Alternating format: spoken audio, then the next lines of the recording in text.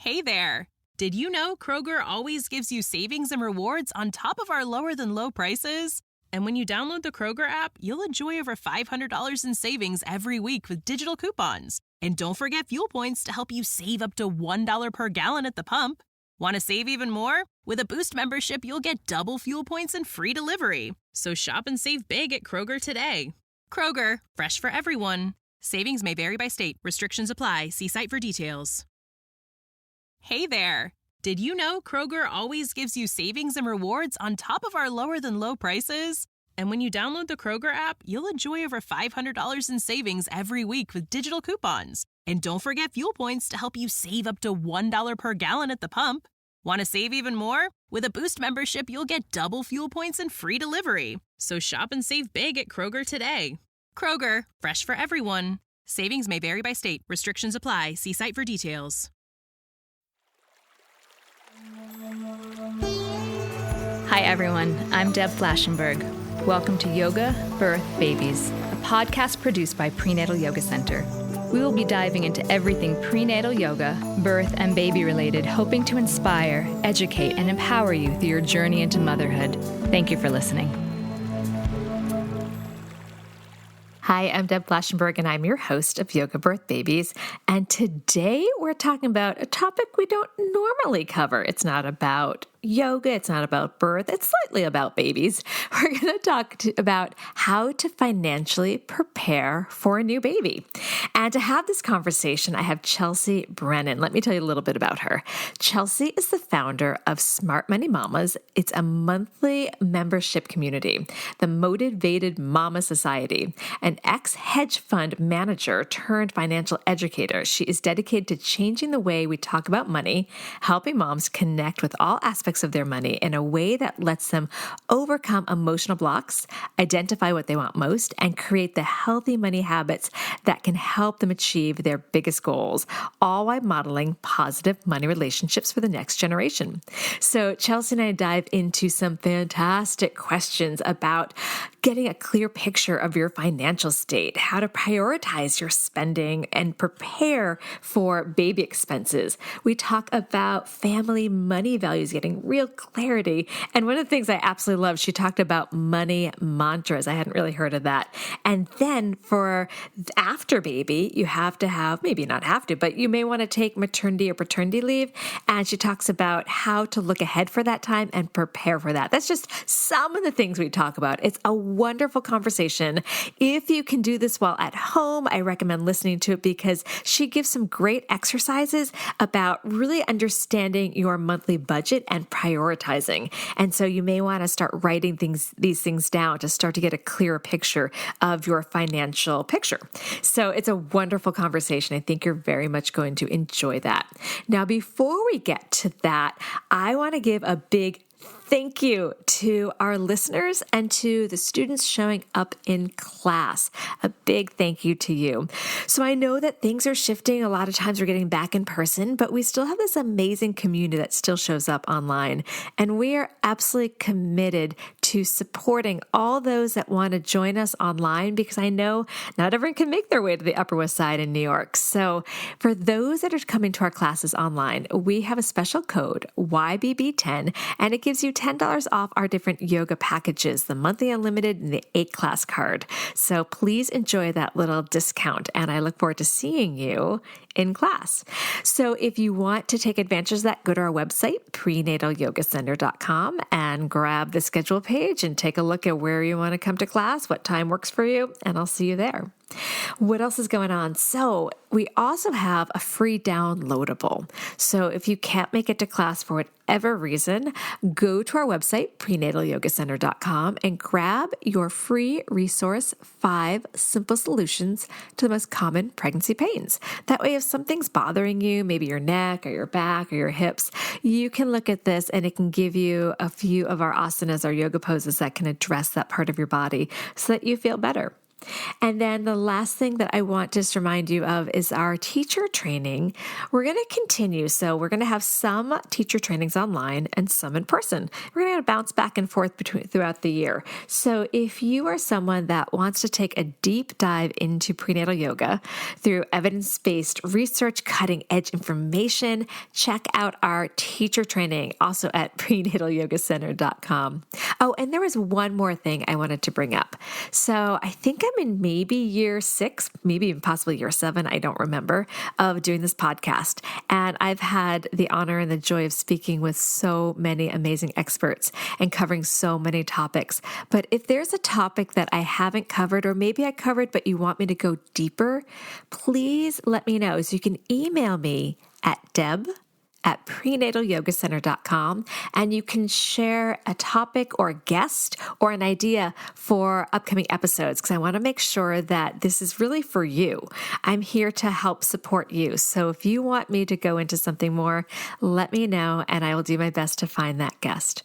Okay, we're going to take a super quick break, and when we come back, please enjoy my conversation with Chelsea.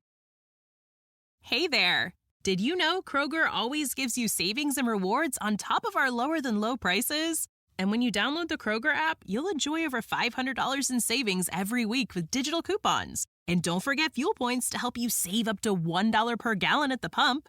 Want to save even more? With a Boost membership, you'll get double fuel points and free delivery. So shop and save big at Kroger today. Kroger, fresh for everyone. Savings may vary by state. Restrictions apply. See site for details. Hi, Chelsea. How are you? I'm great, Deb. Thanks for asking. I'm glad to be here. Oh, great. Well, I am really excited about this topic. I feel like, oh gosh, understanding and preparing financials for a new baby. That is mind-blowing. Babies are so expensive. I think I was shocked when I started to see how much stuff we started to accumulate and then just how expensive it was. So thank you for jumping in for this conversation. I think a lot of parents will get a lot out of it. I think it's such an anxiety-inducing thing, right? When we're preparing for a new baby, which is already, a lot of new happening all at once. And then how are we going to afford it? I think it's an important conversation to have. Yeah, I realize as I start talking, I'm like, ooh, I'm getting a little sweaty even just talking about this. So let's back up a little bit. And I want to learn a little bit about you and how you ended up in finances, and then why you decided to leave to become a financial educator, which I think is brilliant. I think everybody should find a financial educator, because I think it's something that most of us haven't had a strong education on. We tend to look at what our families have done and make decisions that way. So, all right, the floor is yours. Well, I was always a little money nerd. I read my first economics book when I was 12 or 13, and I really just loved trying to figure out how the world of money worked, especially when it came to investing. And so when I went to college, I had that decision point where I had to decide if I was going to go into kind of high finance type stuff or teach. I love teaching as well. I love working with kids and with adults. And I ended up deciding that I was going to go to Wall Street. And the decision point there for me was I felt like I could make good money. It would be like a first act career. I'd be there for, 15, 20 years and then do something else. I'd go back to teaching. I'd do something else. So I always knew I wasn't going to be there forever. But I really wanted to kind of test my chops and go really explore this thing that I'd been interested in for a long time. So I went to Goldman Sachs in New York City. I worked there for several years. I ended up moving to a hedge fund in Boston, where I managed a large portfolio for a few years. And then my first child was born, and I had to really come to terms with what my career meant in relation to my values and in relation to my schedule and my travel, right? You're talking a job that you're working 80, 90 hours a week, where you're expected to be on call all the time. And for something that is not saving lives, like, you're not a surgeon, you're managing money. And so that didn't feel awesome to me. And so I had started right before my oldest child's first birthday, literally a couple days beforehand. Oh my gosh, now I'm looking at the date. It was, 5 years ago today. Oh, wow. So I started this, it was a snow day. I was didn't have to go into the office. And I started this blog, originally called Mama Fish Saves, just answering all the questions from the women in my Facebook moms group that they had about money. I just posted and said, I'd become the go-to person for money questions and said, what do you guys want to know? And we got questions on everything from investing to credit scores to buying your first home. And so for the first 30 days, I wrote a blog post every single day answering somebody's question. And I just loved the work. I loved seeing the impact of giving people a little more financial confidence. I loved seeing how that knowledge could spread and how it got told to their kids and to their sisters and their cousins and all those things. And so right before my second child was born, about 9 months after we launched the site originally, I left my hedge fund job to pursue running Smart Money Mamas full time. It was really scary. I was the solo breadwinner. My husband's a stay-at-home dad. And so we were going from very, very good money to zero right as a second baby was coming into our lives. We did a lot of financial prep for that. I don't recommend just jumping off without a parachute, anybody. But that's how it all started. So I bet the people at your hedge fund were like, what crazy business are you doing? They probably thought you were bonkers. They completely thought I was bonkers. And it was really interesting timing where there was a very senior person at the firm who was retiring. And there was a lot of discussion happening around the office about how, he wasn't really retiring. Like he was going to take a year or two off and then he'd go do something else. And it's not like he could afford to retire already. Well, he'd been making 7 figures at a hedge fund for, years and years and years. And I was like, Then I came out and said I was leaving to start a business from the ground up, especially an online business that was at that point mostly blog related, and people it didn't even compute, right? Which is fine. It's not everybody's path is going to be the same. And I think it was one of those signs too for me where I wasn't in the right place. I always felt like I was definitely putting on a costume to go to work, right? I was not being my true self. And so it was actually a sign that I was maybe doing the right thing for me when everyone there was confused. I think it's great. I love that you followed your instinct. And as I mentioned, I think a financial educator is wonderful for everyone. I can a little bit relate to your story, even though I was always in the performing arts. I remember, my husband laughs at me for this story. I was in probably around right before bat mitzvah. So was it 12-ish? Yeah. And we were taking a class, and it's going to age me a little bit, but we had to pick some stocks, and I picked Disney and AT&T. So this was back in the 80s, cause I'm in my 40s, and for my bat mitzvah money, my parents let me get a few of those stocks, and I loved watching it. And ever since then, I have been a little saver. I love watching numbers, even though I haven't taken a math course since the 10th grade. I still love watching all that. So I'm like a closeted financial geek in that sense. So I appreciate that in you. All right. So let's get to financially preparing for a new baby. Yikes. All right. So how can someone start to get a clear picture of their financial state? Absolutely. So this is a point where we're really just going to look at the numbers. We're going to try to reserve any judgment, right? But this is a part to first, let's just print off all our statements. How much is in our different bank accounts? What do we have on our credit cards? And where do things stand? How much is left in our house and our car payments? Really just get a sense of the numbers. And then what I want you to do is to take a look at what you spend every month. And so you have your statements in front of you, and this is going to be adding up, okay, we have this much money coming in every month and this much money going out. And these are the general categories it goes to, right? Groceries, car, insurance, internet. You guys know all the budget categories, right? Just take a look at that and see if there's a gap, right? Are you overspending on what you make, or are you spending less than what you make? And if you're spending less, what are you doing with that remainder? Is it going towards your goals, things like debt or saving for a baby or an emergency fund, or not? And so we really just want to get a lay of the land. And this is it might take you a little while to kind of pull all these statements together. But the reason I want you to do this exercise is because the first thing so you're going to look at all your statements. For a year or 6 months, or what do you recommend? No, generally the last 2 or 3 months. Okay. So you're going to pull your current statements. That's the first step. Pull your current statements on everything and write down how much is in each account. Then I want you to make some estimates. I want you to sit down and see, I think I spend this much a month on groceries. I think I spend this much a month on our phone bill. Just write everything down. And then look at the last 2 or 3 months and figure out how much actually went out. Because here's the thing. We are terrible estimators. Human beings are terrible estimators.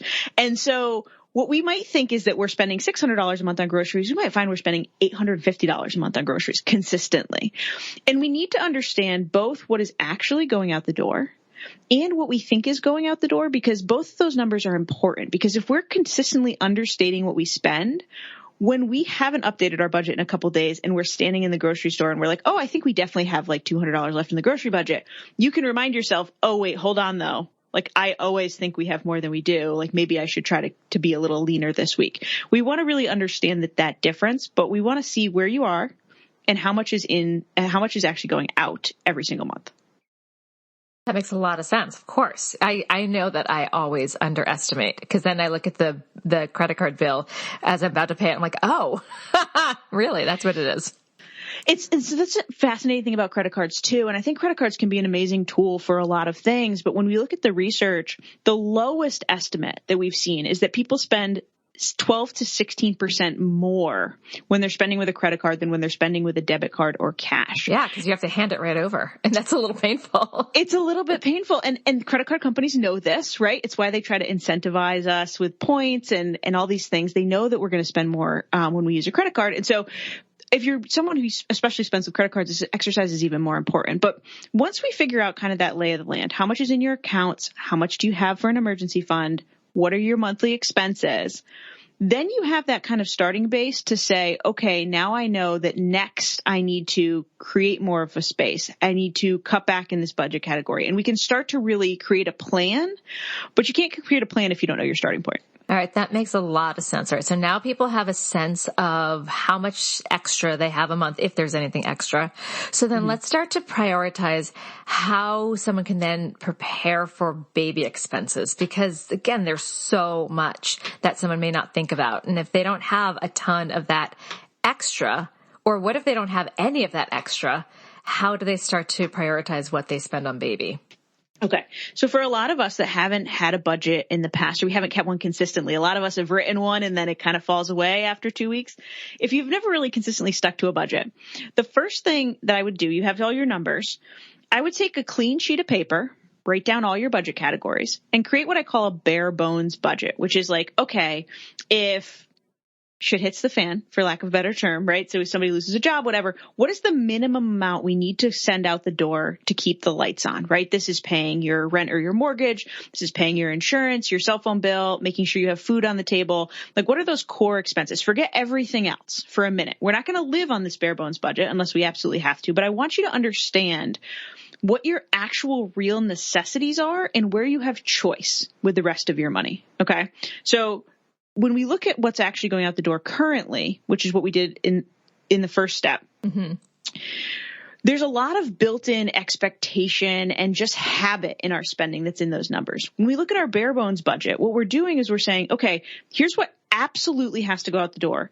And then you can separate what comes in every month, what your income is, minus what is in that kind of bare bones budget.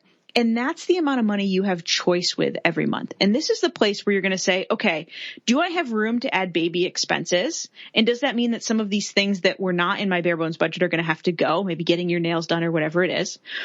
Do I not have any room? Am I really just living on my bare bones budget? And then the conversation has to be about increasing income and finding resources. Or if I have a big cushion, then it's, what are our values with those baby expenses, right? Let's go beyond kind of basic necessities of childcare and diapers and food and think about, like, are we saving for college? Are we doing those things? But we need to understand, what are our core expenses to keep the lights on?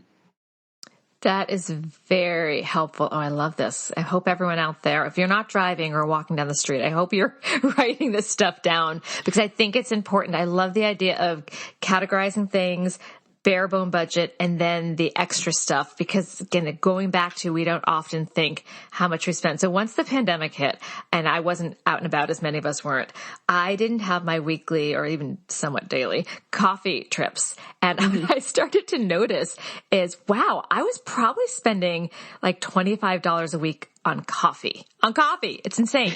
And I know I'm embarrassing myself right now, but it's those little things that we might not realize that we're spending. And if we are having to really budget and reprioritize for baby expenses, certain things can get manipulated that we might have not put that much thought into like, wow, this really adds up. Well, and I think it's similar to decluttering your closet, right? So you open the closet doors, it's full with clothes. And if you're just saying, okay, what can I take out to make room? We look at our closet and we're like, oh, maybe it's like, I don't know, maybe 3 or 4 things, but really I love all these clothes, right? And we end up not really creating any space. Versus when you pull everything out of your closet and then you've got to choose what to put back in. Mm-hmm. That's what we're doing with the bare bones budget. We're saying like, okay, we've cleaned everything out except for the structure of the closet, which would be those necessary expenses to keep the lights on. And now we get to decide what goes back in, and it kind of strips away. Like you're saying, the coffee, maybe coffee is something that really brings you a lot of joy and it's part of your day and routine and you want to add it back, hang it back in the closet. But maybe you don't. Maybe it's more important that you have a little bit of extra money for, baby photos, monthly baby photos or something like that, right? And so we have to think about what your priorities and values are as you add things back into your budget. Well, let's dip into the values, because you've said that a couple times, and I'd love for you to talk a little bit about money values and then ways for parents to start to think about their family money values. Absolutely. So we talk about our values. We can really look at it at a high level because money is very closely tied to everything we do. As much as we want to ignore money and it's this big taboo topic we don't want to talk about, the reality is that where we live, the food we eat, where we go to school, how the cars we drive, it all is impacted by money and how much money we are willing or able to spend on things. And so when we think about our values, is it important for you to be environmentally conscious? Is it important for you to have quality time? Is education a priority value for you?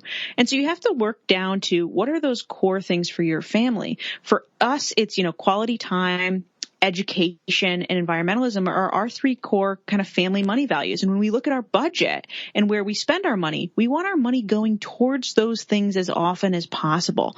And so instead of looking at money as just this necessity that we have to cover these kind of rote expenses that are expected of us, it's saying, how can we use money as a tool to really be living truly in our values, right? And so this is taking some time to what are the most important things to you, and how can we make that happen? When it comes to really getting the family money values, is the next step is talking about how do you as a family talk about money, you and your partner, especially if you're expecting a new baby. This is an important time to think about what are the language that we're willing to use with each other. When do we sit down and talk about money? What are our goals for 5 years from now, 10 years from now? What do we expect of our kids? Like, are you a person that thinks that as soon as your kid turns 15 or 16, they have to get a job?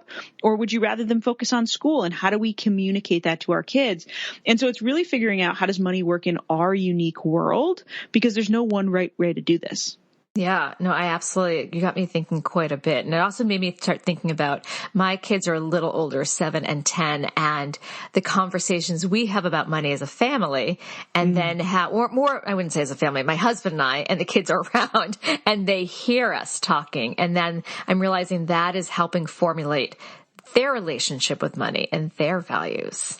Absolutely. Hearing how our parents interact with each other, and especially if the blame game or a lot of animosity comes out of those arguments, or they deep root very much. And so being conscious about how we have those conversations. And you can't have family money conversations, I think, even at the ages you're talking about, 7 and 10, you can get kids involved with things like, okay, we're planning on taking a summer vacation. This is how much money, mom and dad have set aside. What are some ideas that you think we could do? Like, can you go on Google and search about, you want to visit this specific city? How much would it cost to go stay there for a couple nights? And let them kind of get involved in those planning processes when there's a budget around them. Lets them feel that agency and practice opportunity cost and money values in the real world. We have a lot of conversations with our kids about they have to budget their own money because they get birthday money, and it's usually just birthday money, and we give them a little allowance, but it has to stretch, we're not like, sure, you get this. And so my son's like, I want to get these Legos. I'm like, well, how much do you have? And then one time he actually was very proud of me. He's like, I'm going to get the cheaper Legos so I can have more money for later. And I felt so proud at that moment. I'm like, yes, we did it, because I want them to also, at times, since this happened, they've run out of their money. And I'm like, That's what happens in the real world. Like you spend it, it's not there again. So absolutely. When we talk about allowance, we always talk about giving your kids enough to get some of the things they want, but not all of the things they want, right? You don't want them to be completely scrunched where they get stuck in that real scarcity headspace where there's never enough money, but you want them to have to bump up against, there's this thing I want to do, but I can't quite do it. And how do they handle that? It's really important. Yeah. Or that if they do spend that next week, if he thinks he wants something else, he may not have it. So really prioritizing, is it a want? Cause, my older one is all about, like, he sees anything. He's like, I want that. I want that. And especially if he's looking at YouTube. So it's really letting him fall into that discomfort of having to make that choice. Now, what if parents have different views of money and their money values do not align? So this is a place where you have to have some open conversation. And so in general, I personally think it's easier to manage money as a couple jointly, but that does not work for every family, right? Mm-hmm. And so if you have very different money values from your partner, this is a conversation about how do we manage money? Do we have separate accounts and a joint account to cover some certain expenses? Do we have completely separate accounts, completely joint accounts? And then it's really that open discussion of, okay, how do we communicate this to our kids? So while we as adults might manage money differently, we want to make sure we're giving our kids clear and consistent expectations. You don't want one parent telling the kid they got to get a job the minute they turn 16 and the other one being like, oh, don't worry about it, because that's just going to create confusion for the child. And so this is a place where you have to talk about where these beliefs come from. And so this is a place to have a calm, away from home. I really like having these conversations in motion. So go for a walk, get in the car. It helps to have a little bit of distraction, to not have to be just sitting still staring at each other. It's hard to really dig into, okay, you think our kid needs to get a job the day they turn 16. Why is that? What do you think they get out of that? And then let them talk through it, because there's probably a root experience in there for them that you might not realize why it's important. And then let you explain your viewpoint as well and come to some compromise together. But this is something we're never going to have the exact same money values as anyone else. It's just not how it works. And so finding a place to meet in the middle as a family and be open about the fact that there are different ways to do this, but this is how we've decided to try. And if it doesn't work, we're going to shift. We're going to check in a year. We're going to check in 6 months and figure out how to shift. That's great advice. Yeah. I love the idea of taking a walk to have these conversations. That's a great idea. All right. So I was scavenging through your work and you had something called money mantras. I'm like, ooh, that sounds interesting. Can you explain that a bit more? Absolutely. So similar to all mantras, money mantras are really just quick phrases that help remind you of the relationship with money you most want. And while you could Google common money mantras, there are a lot of them. Money flows to me with ease is one we hear a lot. I am a money magnet. I am great with money. These are all common money mantras. But the most powerful money mantras are ones that speak to what your struggles, your mindset struggles are with money uniquely. So we all have these deep-rooted money beliefs. Many core money beliefs are set by age 7. It's not that they can't be shifted. Blows your mind a little bit, right? Yeah. Yeah. So we'll touch on that really quickly and then we'll move on. But okay. What happens is kids start to understand how money works in the world around age 3. We understand that you give $5, you get your soda, right? We understand that transaction happens. So between the ages of 3 and 7, we often are looking for some level of stability around money, right? We're trying to figure out how it works because our brains don't do well with a lot of chaos and confusion, right? It wants to make big assumptions to kind of clear the plate so we can focus on other things that keep us safe. It's just how general animal brains work, right? And so what we do is some point between the ages of 3 and 7, most people have an experience, one or several, that is most important to them. It's something that pops up into your mind if you sit in a quiet space and say, like, what's the first time I remember even thinking about money? Usually when that pops up, it's one of your core money beliefs. And it's something happened in that moment where you made a decision about how money works in the world, right? Dad is the one who decides what's worth buying. Mom, is bad with money. Women are bad with money, whatever the big assumption is that you made in that moment. And whether or not you think it's true as an adult, or even if it contradicts itself when you really pull it out of your brain, it's been sitting in your subconscious for 20, 30, 40 years, depending on when you start to do this work.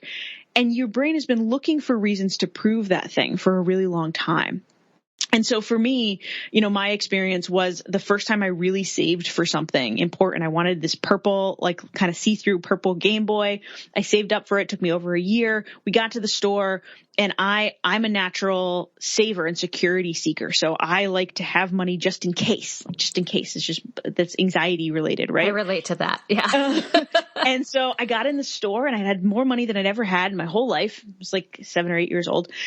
And I burst into tears, and I was like, I can't buy it. What if I don't like it? What if it's not worth it? Like, whatever. And instead of now, and this is not a blame game on your parents, because your parents are just doing the best that they can, right? My dad's reaction, instead of being like, no, you've saved for this, it's going to be great, like encouraging me in that moment, because as a kid who was a security seeker, that's what I would have needed, was a push. What he said is, I'm so proud of you. Because he is someone who historically has struggled to save. And so seeing me want to prioritize saving over the thing that I really wanted, in his brain was a really good thing, right? It was a really good thing. But to me, what he said is, I'm so proud of you. And he told his friends about how I didn't buy the toy and I saved the money and this was amazing. And so to me, what I internalized was that wealth and saving equals worthiness of love and belonging, right? Like my ability to put money away at the detriment of my own enjoyment made me more lovable. And this took a long time to unearth, right? But it was just that one moment. And so we all have these things. And so for me, my money mantra, once I uncovered that after a lot of work, right? Really thinking about what that came from, my money mantra had to be net worth does not equal self-worth. And it had to be a quick sentence that I could say to myself whenever I was feeling myself oversave, right? And not just actually enjoy money for the tool that it is and use it as a means to an end and not an end in itself.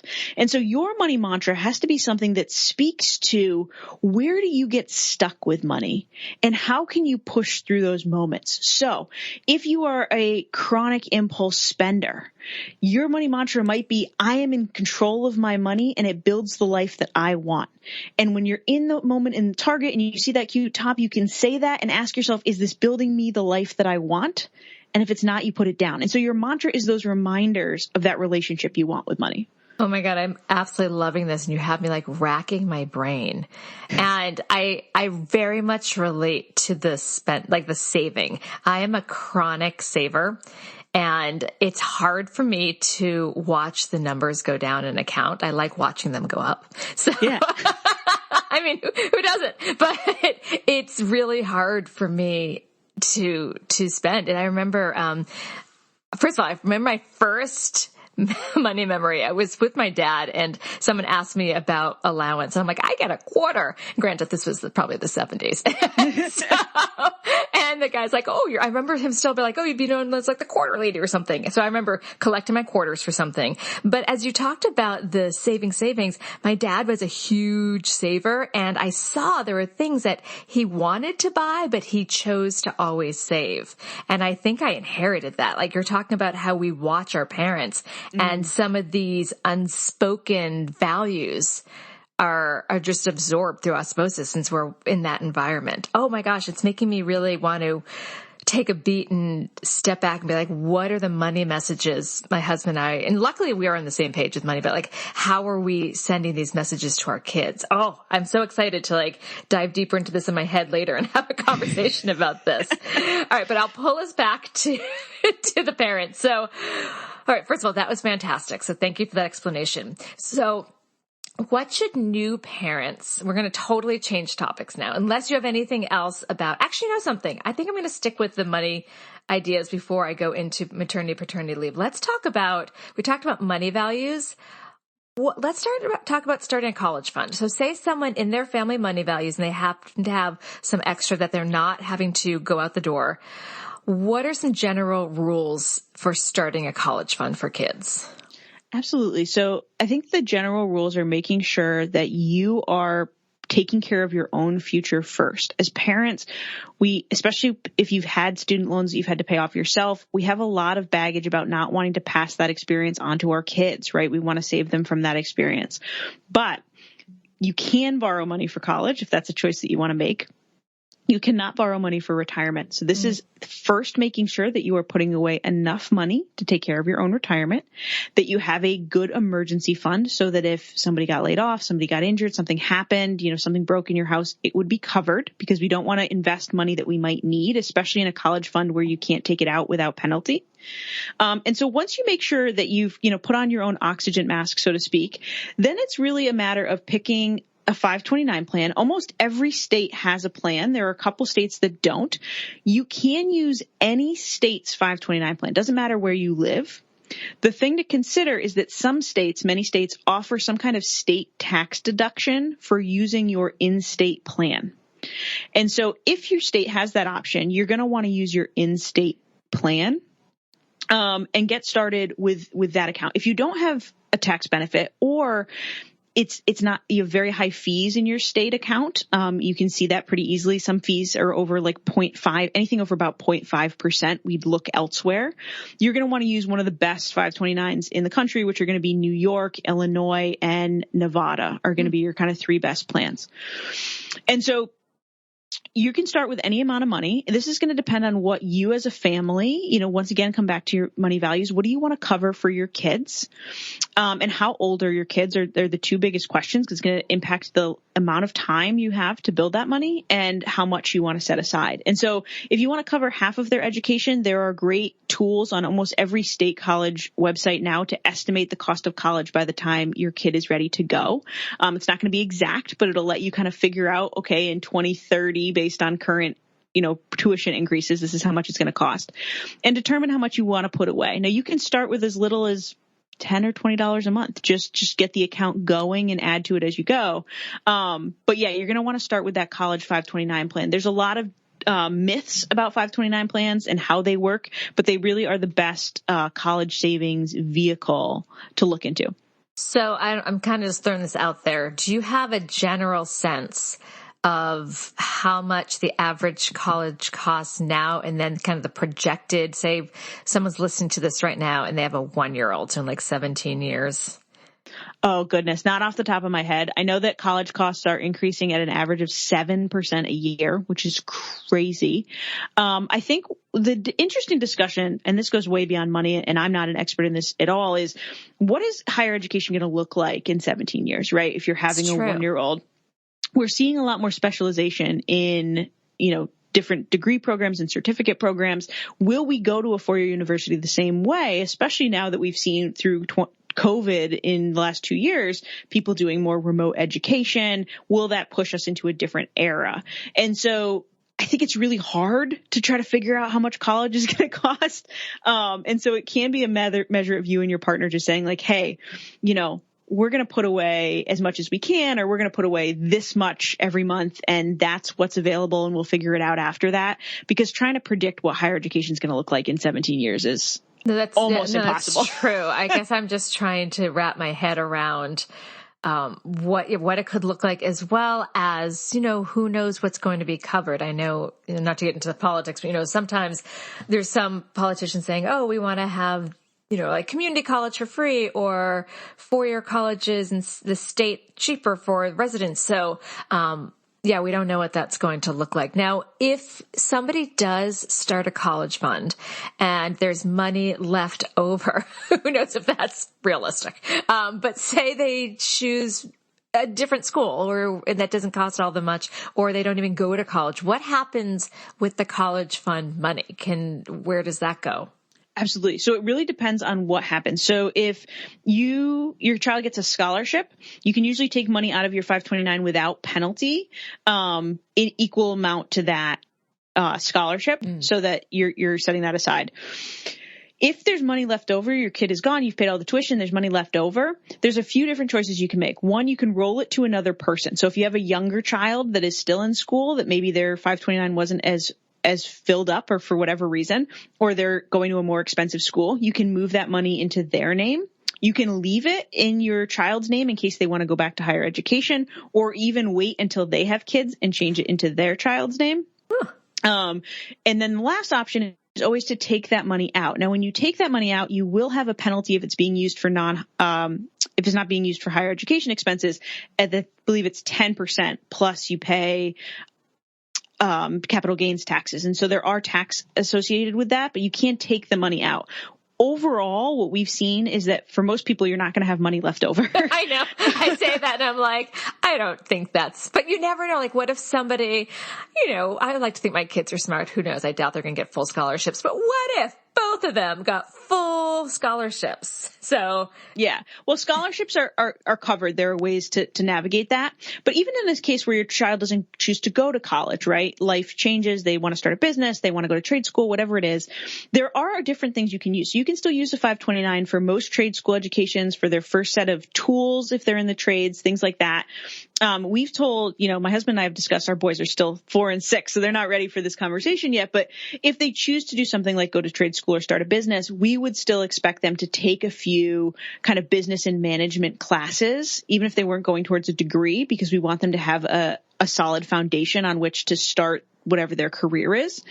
And so we could use the money for that and then decide what we want to do with it post that period of time. And then the question that we get sometimes is like, okay, but what if college becomes free by the time my 1-year-old is in school? If that was to happen, based on the number of families that have 529 plans, which is actually the majority of U.S. families, the government will create a system out. For you to get that money out. It's not going to be like, but the money doesn't disappear. There's a lot of different things you can do with it. All right. I was wondering, I'm like, because there's a lot, like you said, a lot of 529s. Okay. Now we're going to take a quick break. When we come back, we're going to switch back to talking about maternity and paternity leave and what new parents should think about ahead of time. We'll be right back. Hey there. Did you know Kroger always gives you savings and rewards on top of our lower than low prices? And when you download the Kroger app, you'll enjoy over $500 in savings every week with digital coupons. And don't forget fuel points to help you save up to $1 per gallon at the pump. Want to save even more? With a Boost membership, you'll get double fuel points and free delivery. So shop and save big at Kroger today. Kroger, fresh for everyone. Savings may vary by state. Restrictions apply. See site for details. Hey there. Did you know Kroger always gives you savings and rewards on top of our lower than low prices? And when you download the Kroger app, you'll enjoy over $500 in savings every week with digital coupons. And don't forget fuel points to help you save up to $1 per gallon at the pump.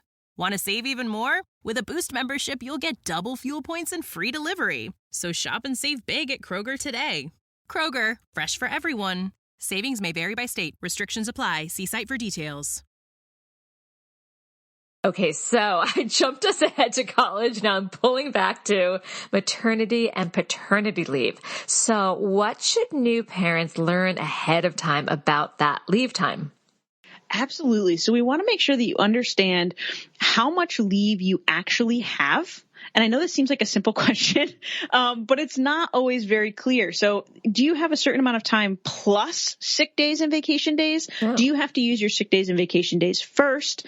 What percentage of your income is paid, if any? So you really just want to get very, very clear on how much time you can take. And do you have to use certain banks of time first?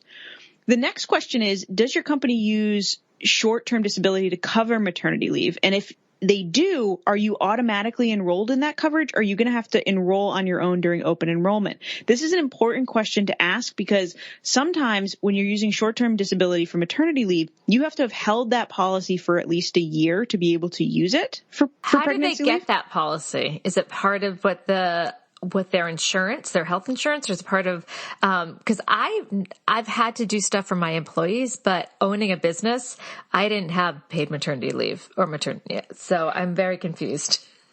Absolutely. So short-term disability is normally included with the benefits offered by your company. So when you do open enrollment for things like healthcare, you would also choose short-term disability. For many companies, especially if you work at a larger company, you're automatically enrolled in short-term disability. But you may not be. And so you want to just double check because you want to make sure you have that policy for long enough that you're able to claim maternity leave benefits. And if you haven't done that and you're already pregnant, then you have to have a conversation about like, okay, what can I do with my vacation days and my sick days? Okay. So then if they use all their vacation days and sick days because they want to use it for maternity leave and then we know babies get sick, what happens then? So this is where we have to have a conversation, right, with HR and understanding what are our limits and what do we want to make, what is the flexibility? Is there any way to work from home when our kid is sick, to carry over or bank vacation before our kid is born so that we have a few extra days from the prior year? What are the things that we can do to make that flexible? And we want to make sure we factored that in. If you have a partner, if you're married, thinking about what is your partner's paid time off and will they be able to step in when the baby's sick? We want to avoid using all our days if possible, because like you said, kids get sick and need to be home. But we want to kind of make a plan for what are we using for our strict maternity leave, and then what are we leaving for kind of those 6 to 12 months after we come back from maternity leave. This is really helpful to think about. All right. I also want to touch base. You touched a little bit about planning for like job loss and all that. Can you go a little bit deeper into what considerations should someone think about when planning for worst case scenario? Absolutely. So when we think about emergency funds, you often hear people talk about having 3 to 6 months of expenses on hand. It's a big number for a lot of people, right? But first I want to focus in on that word expenses. It's not necessarily how much money you're earning, but it's how much money you're spending every month. Because even when you look at your current income, you're paying into retirement, you're paying taxes. There's a lot of things that kind of aren't natural spending when we think about expenses versus income. So what are you actually spending? And let's come back to that bare bones budget. Like, let's start with 3 to 6 months of let's keep the lights on and food in everybody's bellies. And as that being our first target goal, and then trying to increase for a little bit more comfort, making sure we have money set aside to do those things. Now, what factors into that is, what is the security of your job? When we talk to people who are, dual entrepreneurs, or like my household is like single entrepreneur income, I need a larger emergency fund than most people because I don't have disability insurance, right? In my case. And if there's only one income. So if I can't work, we need to have a longer period of time to kind of recover from that. If you're somebody who has a very, very stable job that is in demand, a government position, whatever it is, you might be more comfortable with a shorter work span because you have these benefits and you know that your job is secure. And so figuring out what is the amount of time, how long would it take you to get a new job? If something happened to you health-wise, are you able to live on your partner's income? Are you not? Do you have coverage to allow you to get some form of disability income? So, we hear a lot about short-term disability in relation to maternity leave quite a bit because it's how a lot of companies cover maternity leave. But we don't talk enough about long-term disability, which is another thing that is typically offered during open enrollment from your company. Most companies will offer some form of long-term disability. And long-term disability coverage kicks in usually anywhere from 30 to 90 days after an injury or an illness, and will cover some portion of your income for a period of time. Now, some disability policies are a year, some are until retirement. It really depends on which policy your company offers you. But it kicks in to make sure that you still have some income even if you can't work. What happens with a lot of times is that people think like, well, I work a desk job. Like, I'm not going to get hurt on the job. I don't need disability insurance. We associate disability insurance with workers' compensation, which are two very different things. Disability insurance actually most uses of disability coverage are for illnesses, things like cancer, injuries that aren't related to the job. So if you got in a car accident, if you got hurt, if even postpartum depression is covered in many long-term disability plans. And so it's just if there's any reason physically or even in many mental health cases that you can't work, long-term disability coverage covers you. And so when you're looking at that worst case scenario, we want to make sure you have a proper emergency fund. We want to make sure that you have a plan for long-term disability if it happens. We want to think about life insurance as well. That's kind of that real worst case scenario.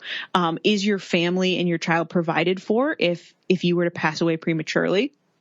Those are the type of things we want to be thinking about. And while they're heavy and we don't want to think about any of those things ever actually happening to us, it's important because it gives us that extra level of kind of security blanket that we don't have to give any mental energy to worrying about the what ifs because we know we're protected. That makes a lot of sense. It also highlights, and I won't go too deep into this wormhole, that we don't have coverage for a lot of people that don't have company jobs. I was in the theater for years, and then I was a yoga teacher and studio owner, and most of my friends don't have company jobs, gig workers that way. And it really highlights the lack of support. And again, I will not go so deep into this and I won't get on my soapbox too much, but really the lack of support for people that don't have these type of traditional jobs. And there are options. I think these are places to look into any kind of professional networks or agencies that you have, whether it's, a union if you're in theater. That's true. That's true. And SAG and you're absolutely right. Yeah. Yeah. And a lot of times if you even there's even a freelance writers association that they'll offer group plans for things like that. It's still going to be more expensive than if you were going through an employer, but not as expensive as if you were doing it on your own, where you can get this kind of coverage, things like long-term disability. I'm so glad you said that, because I know a lot of dancers, part of Actors Equity or SAG or whatever, AFTRA, and there can be coverage there. And that is very important. Wow. It's a lot to think about. All right. We're going to take another quick break. But when we come back, do you have one final tip or piece of advice you'd like to offer new and expectant parents? And it can be really anything. It can be financial, or it could be you're a parent, so you can think about just parenting. So we'll be right back. This podcast is sponsored by Skylight Calendar. Let's be real. Running a household can be exhausting and chaotic. And finding the perfect Mother's Day gift, it's not exactly a no-brainer. Until now. The Skylight Calendar is the best way to organize the family and give everyone, especially mom, some peace of mind to enjoy the things that matter most. The Skylight Calendar is a smart, touchscreen calendar that keeps track of and manages the chores, dinner planning, groceries, and to-dos for the whole family. The Skylight Calendar automatically syncs each family member's digital calendars and displays them all together on one color-coded touchscreen. It even doubles as a digital picture frame, so you can finally share all those special moments that are just sitting on your phone. As a limited-time offer for our listeners, get 15% off your purchase of a Skylight Calendar when you go to skylightcal.com/easy. That's SKYLIGHTCAL.com/easy. Get 15% off your Mother's Day purchase now at skylightcal.com/easy. So what would you like to leave our listeners with? One final tip or piece of advice, and it can be about anything.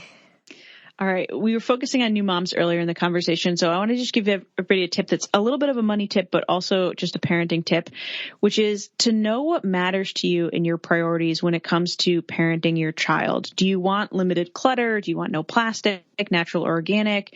Figure out, you're going to have a lot of baby stuff coming into your life, and let yourself set those boundaries early on. Communicate them to your people. Once you're clear on your values, you can pass them on, and use that knowledge for your own budget. There's a lot of expectations and pressure and marketing that goes towards new mothers, but make sure you keep coming back to what are your priorities.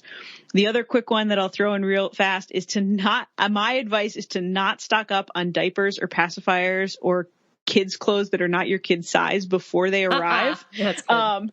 Because inevitably the diapers you stock up on, your kid will pee out of every single time.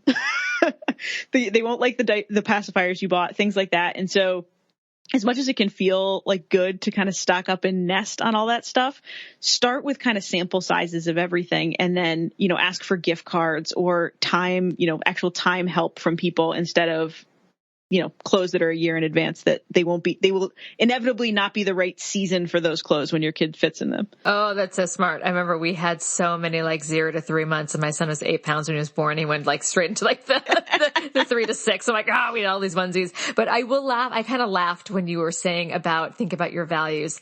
And so for our first child, and maybe this is because I just got older and lazier, but our first child, we were like, everything organic, all wooden. I would spend so much ridiculous time researching every toy. Is it educational? What kind is it made of wood? No plastic in our house. By our second kid, we're like, just don't chew on sharp knives. It was just so, it was just so different. And I had to just let my hands be up in the air and be like, okay, so this might be plastic in the house. So it's just interesting, the shift of value, because I was so gung-ho with the first. Not that I don't love my second child. I do immensely, but there was a surrendering to those very high expectations of values. So I don't know if you can relate her all or that. Oh, totally. I think that we all go into like these high expectations of the type of parents we're going to be, right? And like this perfect vision. And just, we have to come back to earth at some point, right? Like, my child will never watch a screen. Well, sometimes, my good Lord, I know. Sometimes mommy needs a half an hour and you've got to just hang out for a minute. I know. Our first one, we're like, for 2 years, that's what the American Academy of Pediatrics says, no screens for 2 years. And we stuck by that. And then our second, we're like, yeah. It's okay. Well, it gets so hard with the second. We did the same with our first had no sugar, no TV.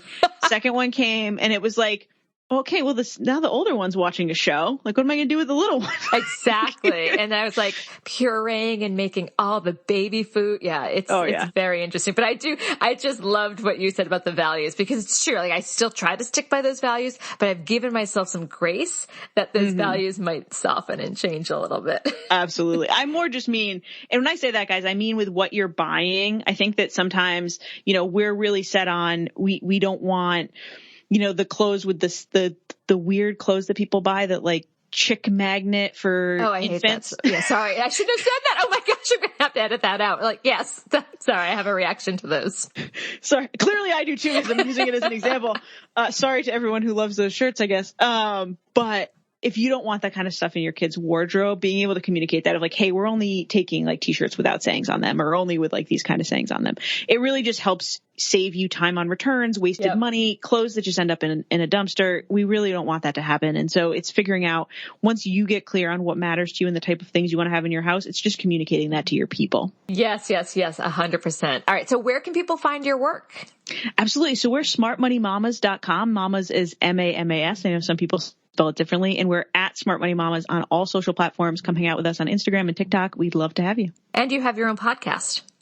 I do. We're actually on a podcast hiatus right now, but the Smart Money Mamas show does have over 100 episodes that you can go check out. Oh, this was so wonderful. I think you gave people a lot to chew on and sit and think about, and most importantly, feel confident with their choices moving forward about financial choices. So thank you. I really appreciate this. Thanks so much for having me, Deb. This has been an episode of Yoga Birth Babies, produced by Prenatal Yoga Center. You can catch us on Facebook, Twitter, Instagram, and Periscope. I'm Deb Flaschenberg. Thanks for listening.